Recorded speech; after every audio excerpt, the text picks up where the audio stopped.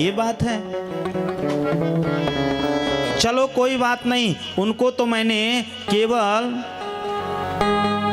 कल्प वृक्ष के पुष्प को ही दिया है, तुम्हें तो वृक्ष दे दूंगा।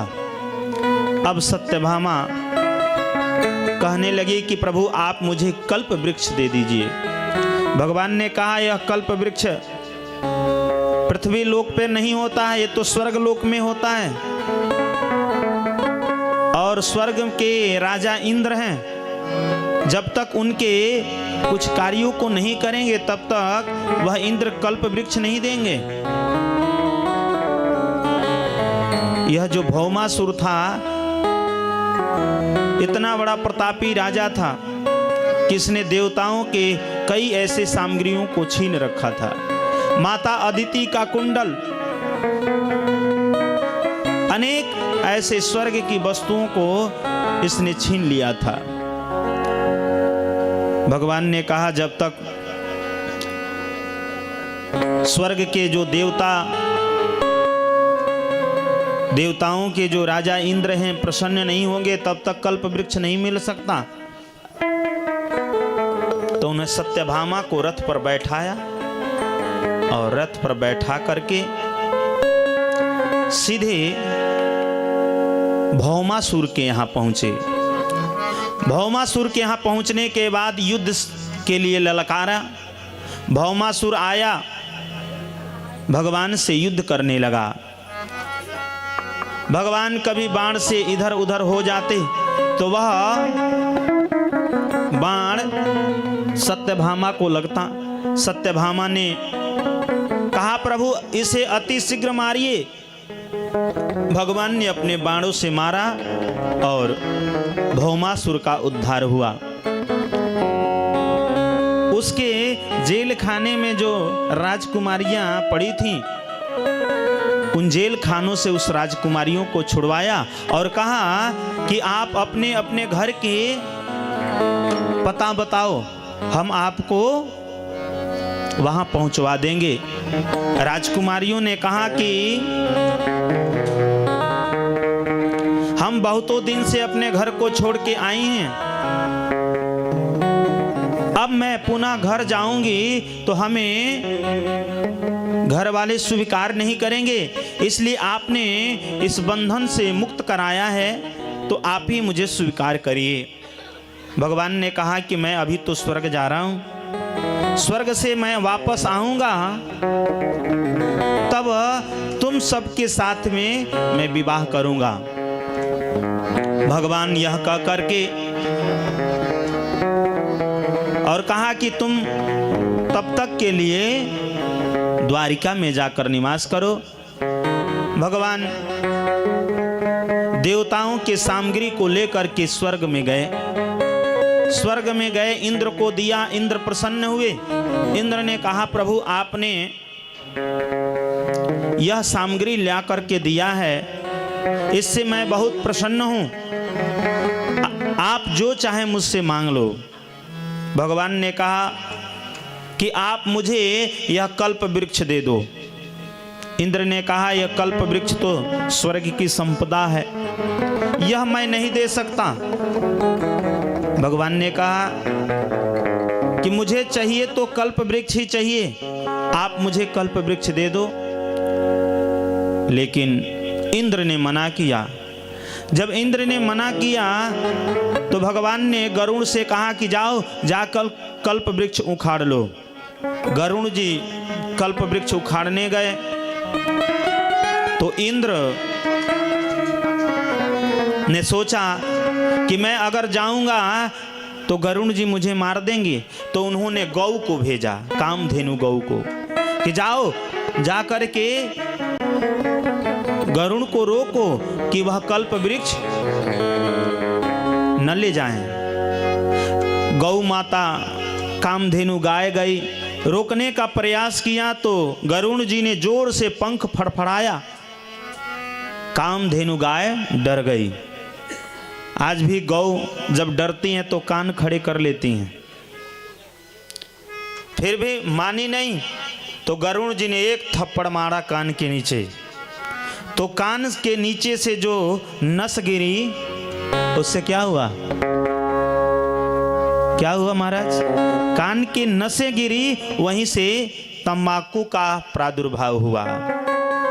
जो रक्त गिरा, वहीं से मसूर का दाल हुआ। जो लोग तंबाकू और मसूर के दाल खाते हैं, उन्हें तो प्रत्यक्ष में नहीं, परोक्ष में गौ मांस खाने का दोष लगता है। इसलिए तंबाकू और मसूर का दाल नहीं खाना चाहिए।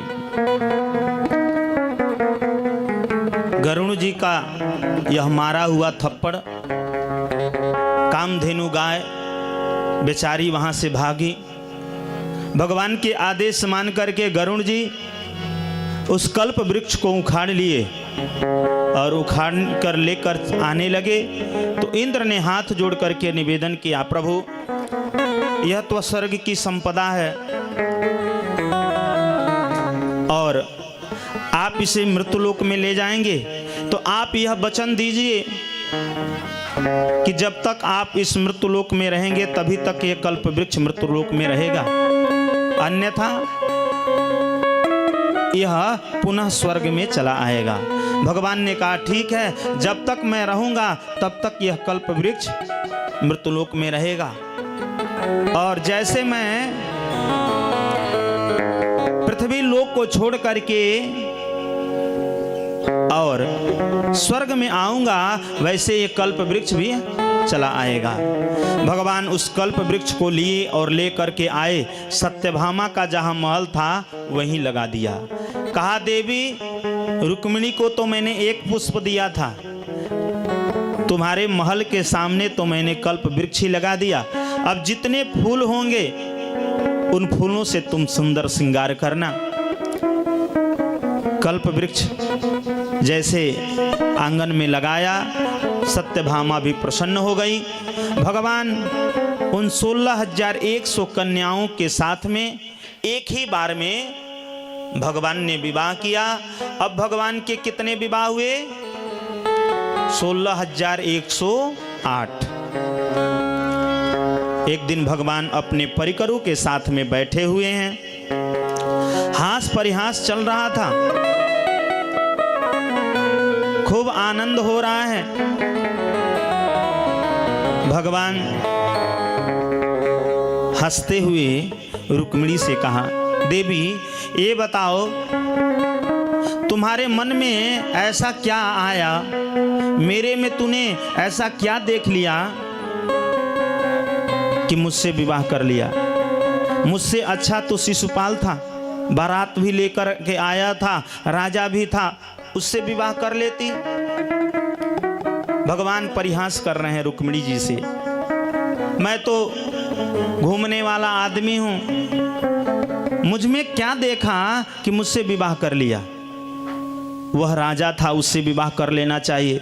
रुक्मिणी जी मन ही मन विचार बना रही हैं।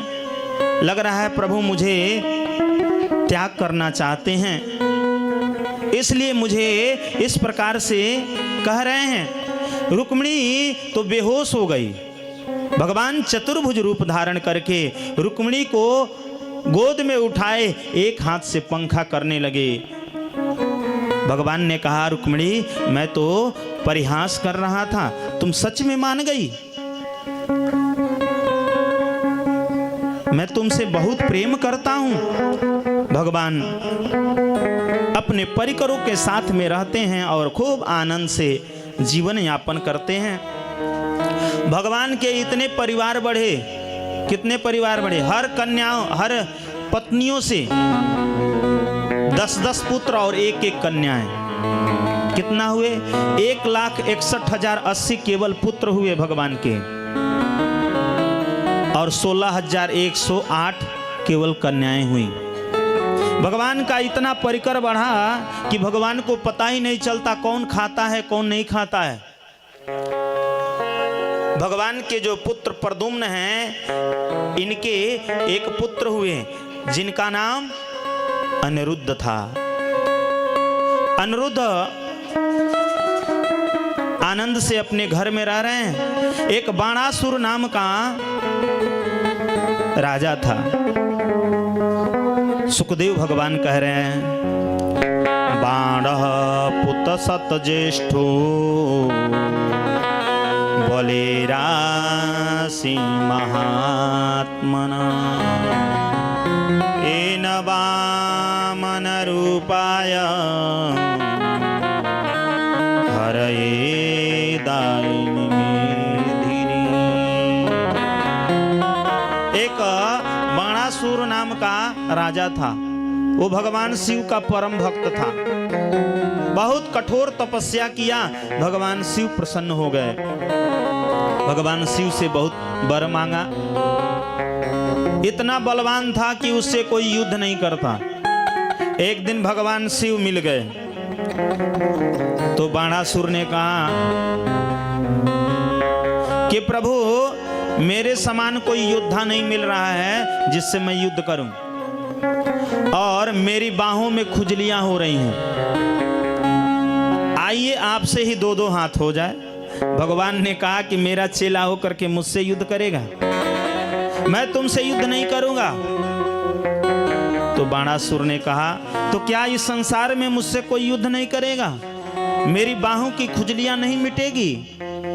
भगवान शिव ने कहा कि संसार में तो युद्ध कोई करेगा, अब वह तुम्हारे बाह की खुजलियां भी मिटा देगा। एक काम करो, मैं यह झंडा दे रहा हूं, इस झंडा को ले जा करके अपने बाहर, घर के बाहर मुख्य द्वार पर इस झंडे को लगा देना। जो व्यक्ति इस झंडे को काट देगा वही तुम्हारी बाह की खुजलियों को मिटा देगा। अब वहां से वह झंडा लेकर के आया और ले आकर के अपने राज्य के मुख्य द्वार पर लगा करके प्रतीक्षा करने लगा कि कौन इस झंडा को काटेगा जिससे मैं युद्ध करूंगा। उस बाणासुर की पुत्री का नाम था उषा। वह राजकुमारी थी। उषा के साथ में काम करने वाली एक दासी थी जिसका नाम चित्रलेखा था। राजकुमारी उषा अपने महल में निवास करती हैं। उनकी सेवा में वह चित्रलेखा रातों दिन उनके ही पास में रहती है। एक दिन ऐसा हुआ कि उषा रात्रि में सोई और सोते हुए स्वप्न देखा कि एक राजकुमार आकर के उसके कौमारी को नष्ट कर दिया और नष्ट करके जाने लगा। उषा रोने लगी, जोर जोर से रोने लगी। चित्रलेखा ने देखा, कहा कि राजकुमारी आप क्यों रो रही हो, आपके रोने का कारण क्या है? तो उषा ने बताया कि आज मैं सो रही थी तो एक राजकुमार स्वप्न में आया और मेरे कौमारी को नष्ट करके चला गया। चित्रलेखा तो चित्र बनाने में बड़ा निपुण थी, योगिनी भी थी। तो वह चित्रलेखा ने एक एक देवताओं का चित्र बनाना प्रारंभ किया। पहले ब्रह्मा जी की चित्र बनाया, फिर भगवान शिव का चित्र बनाया, भगवान विष्णु का चित्र बनाया और पूछा क्या ये तीनों में से कोई था?